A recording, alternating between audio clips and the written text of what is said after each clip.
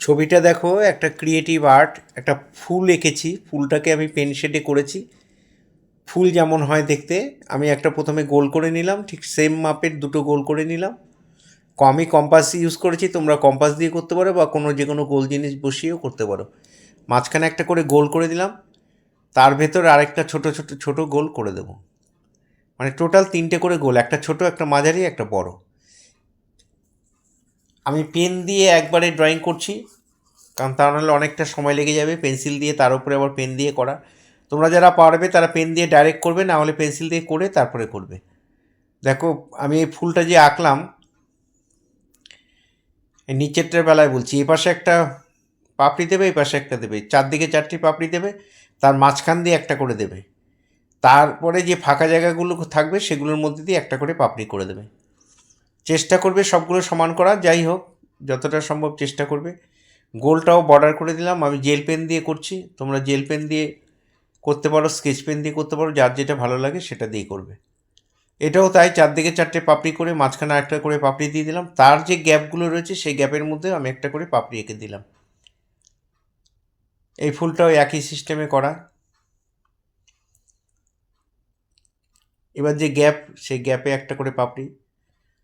গোলটা টেনে নিয়েছি, তার কারণ হচ্ছে যাতে সবগুলো পাপড়ি সমান হয়। এবার এখানে একটা পাতা আঁকবো, একটা বড় পাতা, এই পাশে উল্টো দিকে একটা বড় পাতা, এখানে একটা পাতা আর এখানে একটা পাতা, উপরে এদিকে একটা, এদিকে একটা, টোটাল। এবার পাতার ভেতরে শিরাগুলো আমি ডবল লাইন করে দেবো। প্রত্যেকটা পাতার মধ্যে শিরাগুলো সব ডবল লাইন করে দেবে।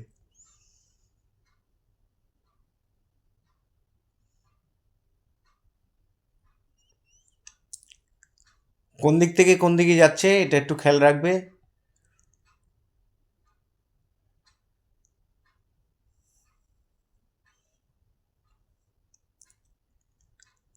খুব ইন্টারেস্টিং ড্রয়িং, যারা পারবে করবে, ভালো লাগবে, খুব মজার ড্রয়িং।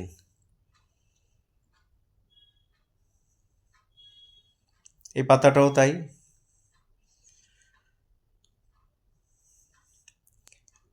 তোমার খাতার জায়গা বুঝে যে কটা দাগ হয় দিয়ে দেবে, ওরকম গুনে গুনে করতে হবে না। এবার আমি পেনে শেড দেবো। দেখো, মাঝখানটার মধ্যে আমি এরকম স্কোয়ার এঁকে নিলাম, আর প্রত্যেকটা স্কোয়ারের মাঝখানে একটা করে ডট দিয়ে দিচ্ছি, একটা করে ফোটা ফোটা ফোটা ফোটা দিয়ে দেবে। এখানে প্রত্যেকটা ফুলের পাপড়ির মাঝখানে যে ফাঁকা জায়গাটা সেগুলোকে আমি কালো দিয়ে ভরাট করে দেবো। পেনের কালি দিয়ে আমি ঘষে ঘষে করেছি।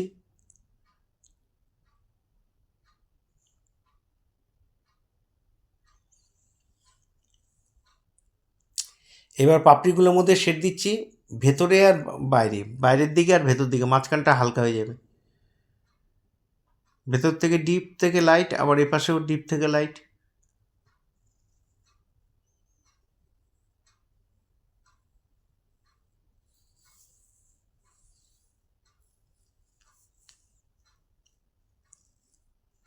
উপরে ফুলটা যেভাবে করলাম ঠিক নিচের ফুলটা একইভাবে হবে।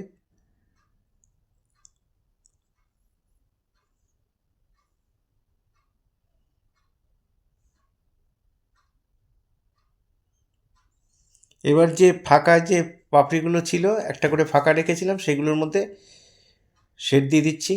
ভেতর দিকে অল্প অল্প শেড দেবে, বাইরের দিকটা একটু বেশি করে শেড দিয়ে দেবে। আর এখানে দেখো, পাতার মাঝখানে, শিরার মাঝখানে যে জায়গাগুলো সেগুলোকে আমি এইভাবে শেড দিয়ে দিচ্ছি।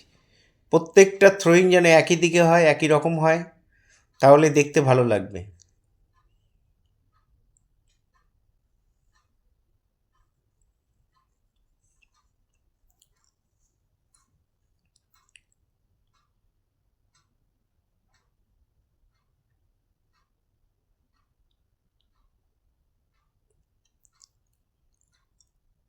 এটাও তাই, খোপ খোপ এঁকে মাঝখানে ডট ডট দিয়ে দেবে। এই ধরনের ভিডিও প্রতিনিয়ত পাওয়ার জন্য অবশ্যই আমার একমাত্র YouTube channel Suryadip art gallery আপনারা অবশ্যই সাবস্ক্রাইব করবেন, ভালো লাগলে একটা করে লাইক কমেন্ট করবেন। আর ফেসবুকে যারা ফার্স্ট টাইম আমার ভিডিও দেখছেন তারা অবশ্যই আমাকে ফলো করবেন। পুরো ভিডিওটা দেখার জন্য সবাইকে অসংখ্য অসংখ্য ধন্যবাদ। ভালো থাকবেন সবাই।